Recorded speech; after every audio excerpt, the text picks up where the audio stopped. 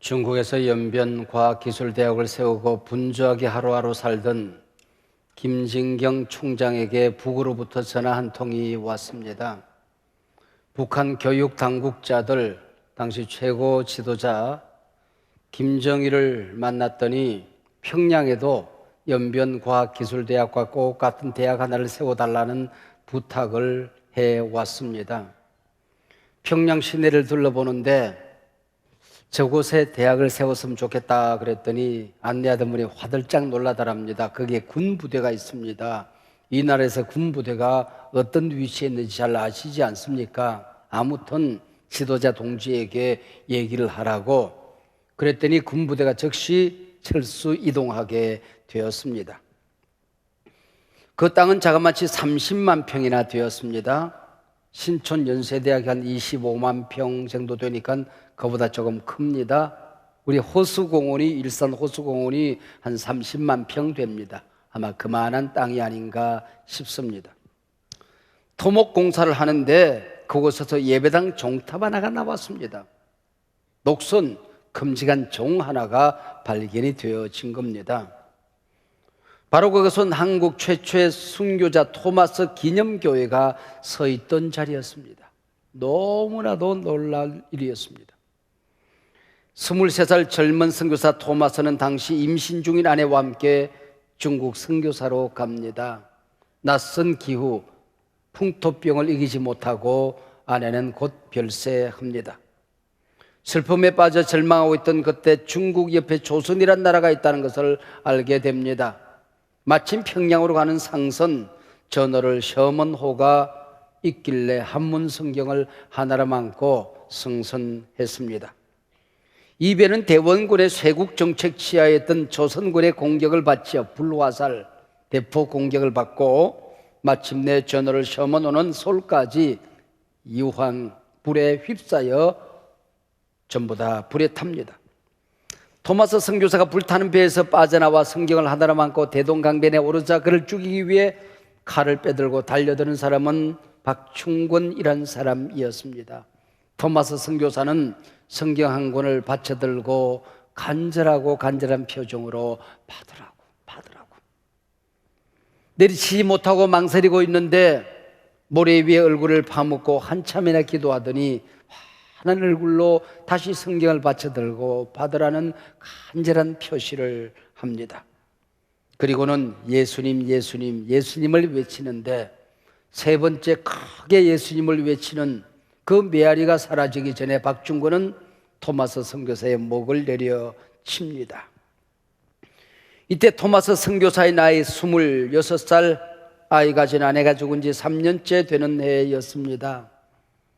혹이나 세월이 지난 다음에 박충권은 그 서양 사람이 뭐가 그렇게 간절해서 내게 이 책을 넘겨주었을까 숨겨두었던 책을 몰래 조금씩 읽기 시작했습니다.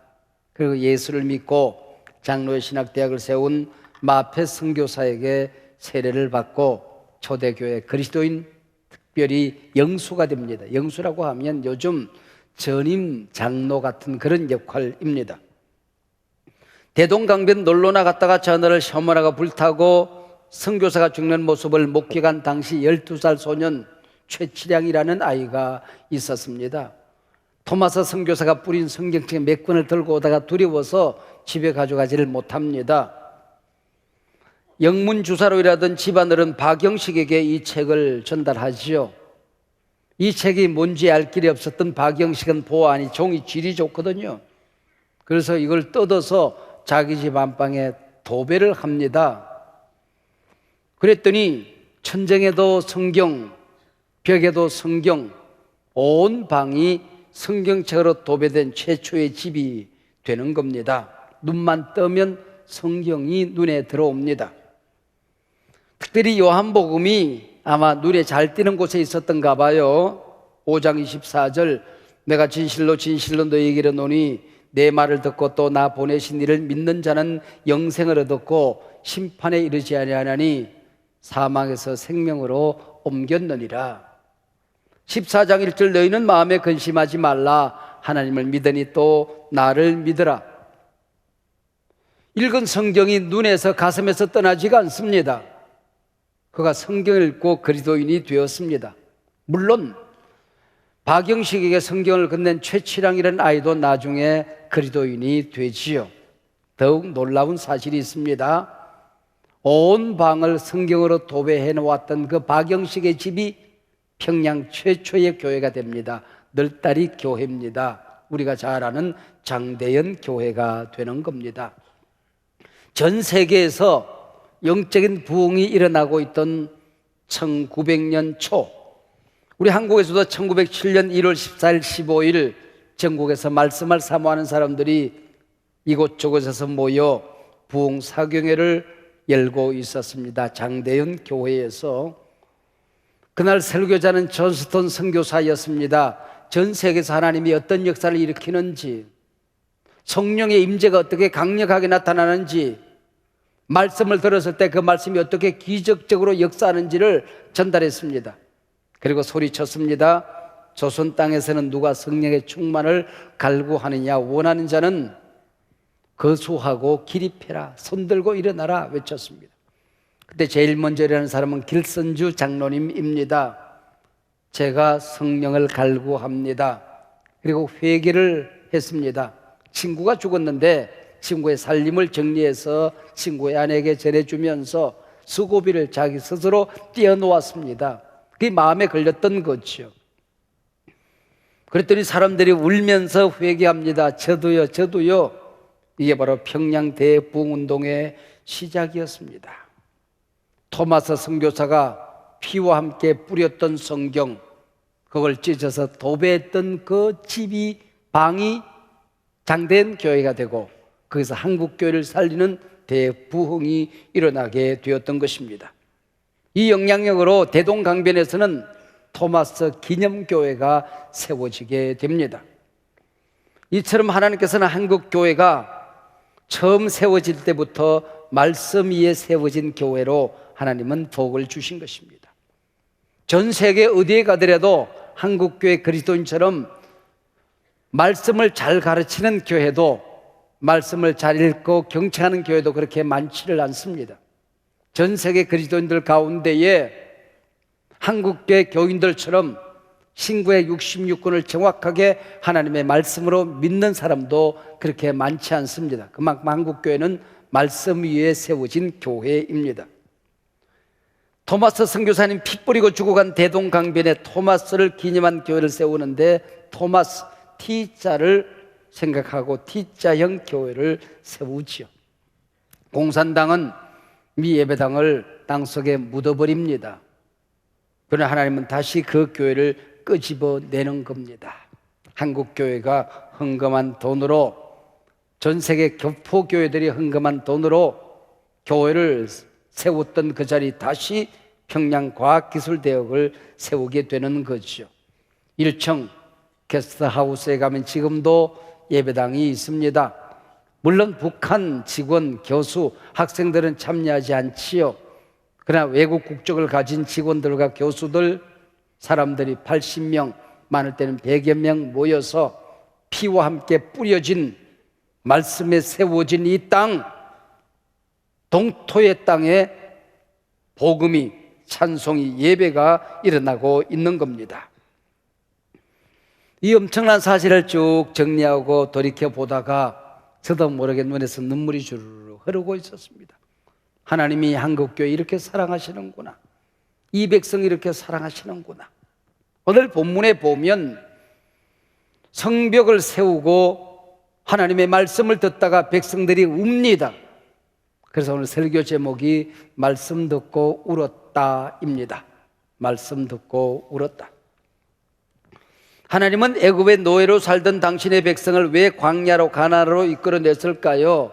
말씀 주시기 위해서, 예배 살리기 위해서. 하나님은 왜 포로로 끌려갔던 백성들이 돌아오자마자 성전을 수축하는 것일까요? 무너진 성벽을 수축했을까요? 그 안에 말씀 채우라는 겁니다. 잃어버린 예배를 살려내라는 겁니다. 그동안 느헤미야와 포로에서 돌아온 백성들은 온갖 반대, 비난, 조롱, 죽음의 위협, 수없는 고통을 참아내고 성벽 재건을 완성합니다. 은혜 그릇이 완성되어졌습니다. 이제는 거기 뭘 담아야 할까요? 하나님의 말씀을 담으라는 겁니다. 예배 담으라는 겁니다. 부흥을 담으라는 겁니다. 그래야 민족이 살고 너희 가정이 살고 너희 자녀들이 살리라 하나님 말씀하고 있는 것이죠. 여러분 가정에 어려움이 있습니까? 한국교회가 위기랍니다. 여러분 말씀을 담으시길 바랍니다. 성령을 담으시길 바랍니다. 불 붙으면 역사가 일어납니다. 변화가 일어납니다. 기적이 일어납니다. 하나님이 여러분의 가정과 여러분의 삶을 다스리기 시작하는 것입니다. 무너진 성벽 수축했으면 말씀 담아라, 예배를 살려내라. 오늘 본문이 우리에게 말씀하고 있는 거지요. 오늘 본문 느헤미야 8장 1절에 보면 성벽 건축, 집을 짓고 살림을 정리하고 숨을 돌리는데 한 7개월 어간이 걸립니다.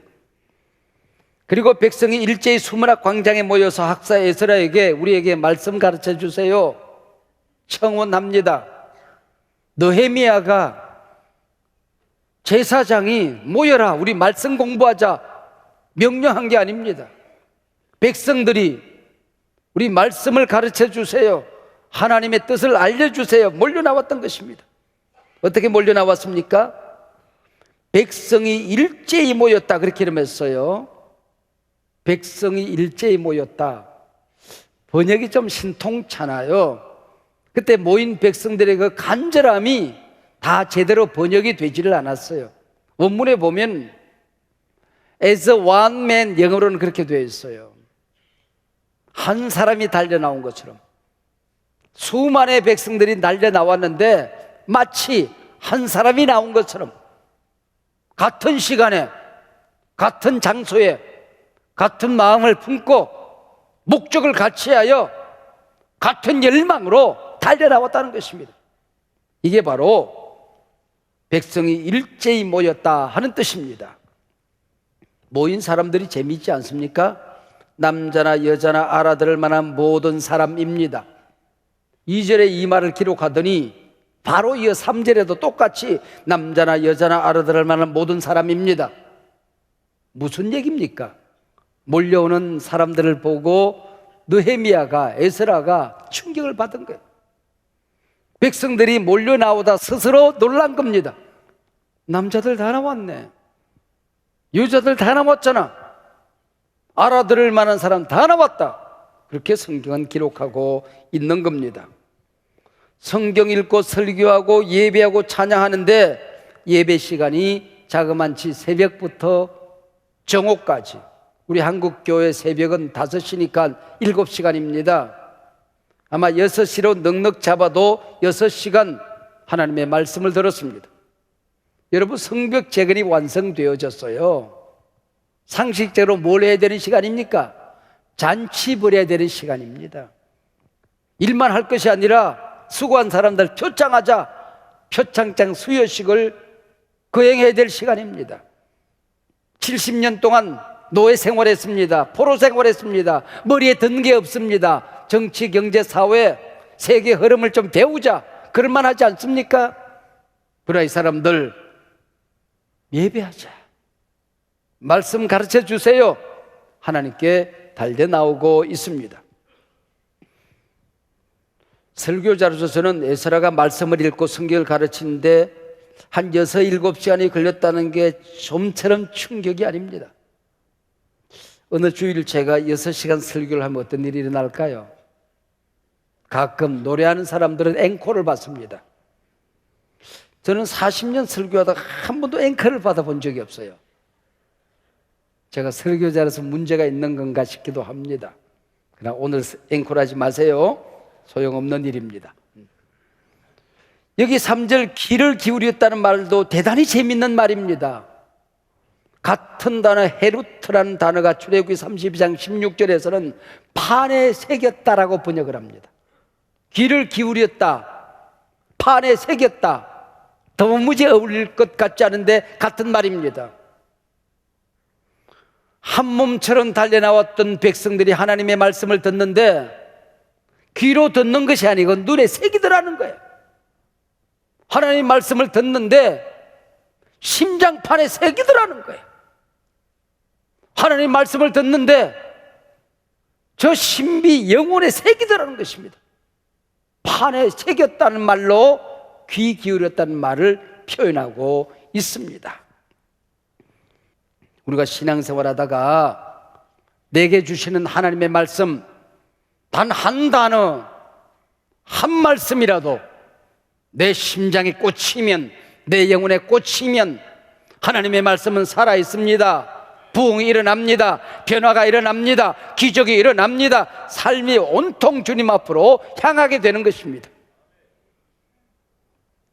이게 하나님의 말씀이라고 하는 것이요. 여러분, 대한민국이 어떻게 건강해질 수 있을까요? 위기의 한국교회는 어떻게 새로워질 수 있을까요? 하나님이 여러분 가정에 주신 복을 어떻게 담아낼 수 있을까요? 내 자식들이 어떻게 주님의 세계 경영에 쓰임받을 수 있을까요? 그 영혼에 말씀을 담으라는 겁니다. 예루살렘 성벽이 수축되듯이 세상적으로만 수축되는 사람이 아니라 그 안에 말씀 담으라는 거죠. 몸이 건강한 것 중요하지만은 그 안에 영혼에 말씀 담아야 산다는 것입니다. 드디어 오늘 본문 5절 6절 느헤미야 에스라가 말씀 부흥에 시작합니다. 에스라가 나무 강단에 섭니다. 모든 백성들에게 임재하는 하나님의 능력을, 하나님의 임재를 그들이 전율처럼 느끼고 있습니다. 하나님의 말씀이 펼쳐지자 하늘문이 열리는 충격을 받습니다.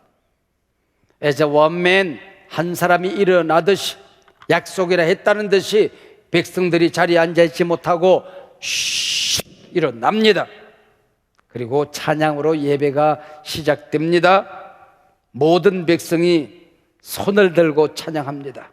큰 소리로 아멘, 아멘, 아멘. 광장이 금방이라도 떠나갈 듯 합니다.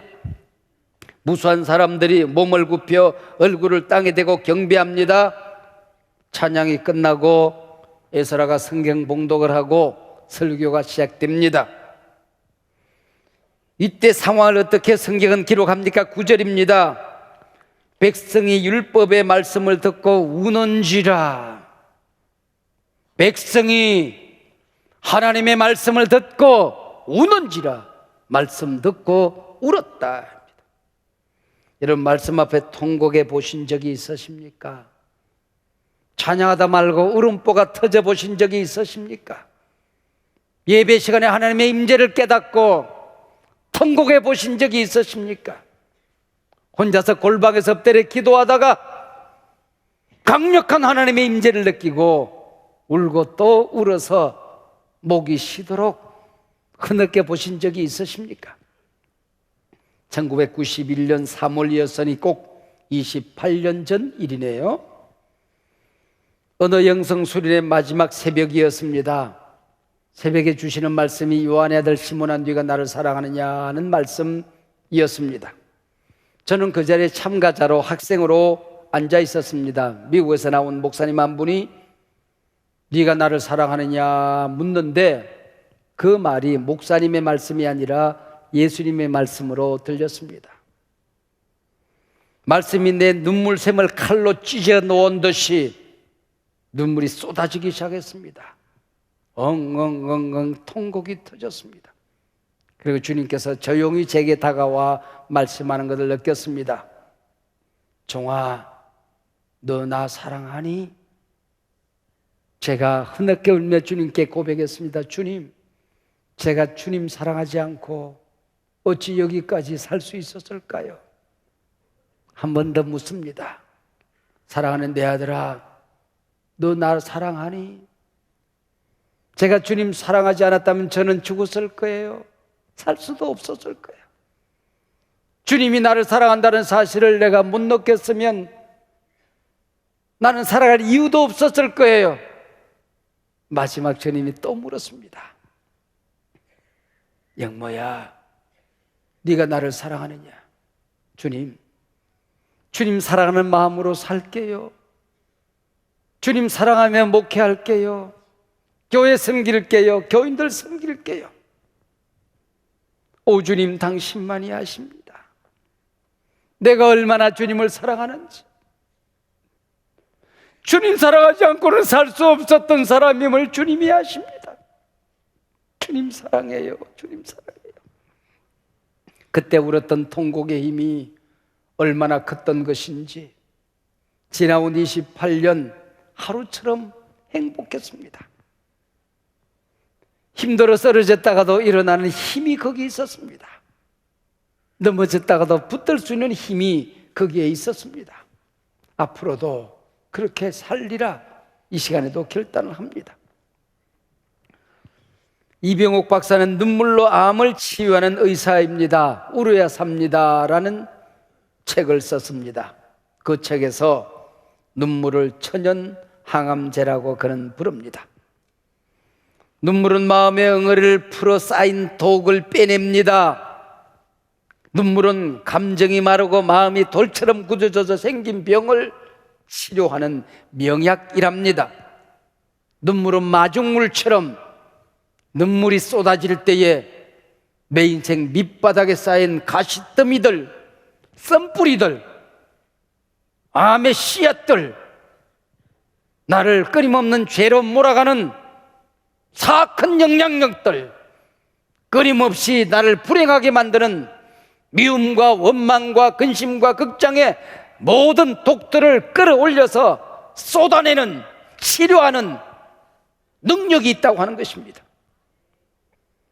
하나님 주신 자연 치유제가 눈물이라고 그는 설명합니다. 특별히 누군가 용서하지 못해서 가슴앓이를 하던 사람, 하나님의 사랑 깨닫고 울며 용서하면 암도 굴러 떨어진다고 그는 말합니다. 억울해서 울고, 누군가 미워서 울고, 분노로 우는 눈물은 독이 되어서 내 인생, 내 건강을 망가뜨린답니다. 그러나 감사해서 우는 눈물, 은혜 받아 기뻐서 우는 눈물, 말씀 깨닫고 감격해서 우는 눈물, 저 찬양 내게 주시는 말씀인데 내 찬양이야, 내 말씀이야. 주님이 나를 사랑해 내게 오셨어. 주님과 부딪히며 깨달았던 감격의 눈물은 내 인생의 모든 실패를, 모든 상처를, 모든 질병을 치료하는 능력이 있습니다. 예루살렘 백성들 말씀 듣고 다 우는지라 잃어버렸던 말씀이 찾아왔을 때 울었습니다. 하나님의 백성이 되어서 포로로 끌려가서 말씀 잃어버리고 예배 잃어버리고 살았던 지난 세월이 부끄러워서 울었습니다. 말씀 들으니 꿀송이처럼 달아서 울었습니다. 우리는 하나님을 떠났는데 하나님은 우리를 떠나지 않았군요. 버리지 않았군요. 우리를 잊어버리지 않았군요. 고마워서 울었습니다. 그때 다시 이어지는 9절 말씀입니다. 청동 느헤미야와 제사장 겸 학사 에스라와 백성을 가르치는 레위 사람들이 모든 백성에게 이르기를 오늘은 너희 하나님 여호와의 성일이니 슬퍼하지 말고 울지 말라. 여러분, 이 장면이 어떤 장면인지 그림이 그려지십니까? 느헤미야와 에스라 레위 지파 사람들이 맹송맹송 있다가 백성들이 우니까 꾸중하며 울지 마, 우는 시간 아니야, 이런 장면입니까? 그 장면 아닌 건 여러분 아시지 않습니까? 틀림없이 느헤미야와 에스라 설교하던 레위 사람들이 먼저 통곡을 했을 것입니다. 눈이 뻘겋도록 울던 느헤미야가 옷소매로 눈물을 훔쳐 닦습니다. 그러면서 얘기를 합니다. 울지 마, 씨. 울지 말라니까, 씨. 이런 장면입니다. 에스라가 또 수건으로 얼굴을 가리고 울다가 그래, 울지 말자, 우리 오늘 기쁜 날 아니냐? 하나님이 기뻐하는 날이면 우리도 기뻐하자. 느헤미야와 레위 사람들이 우리 만난 것 좀 먹자, 힘내자, 없는 사람 나누어주고 같이 먹자, 춤추자. 여호와를 기뻐하는 것이 너희의 힘이니라. 여호와를 기뻐하는 것이 너희의 힘이니라.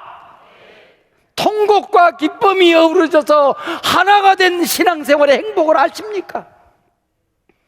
눈물과 감격이 어우러져서 능력이 된 그 신앙의 신비를 아십니까? 울었는데 행복하고 통곡했는데 기쁜 신앙의 그 차원을 아십니까?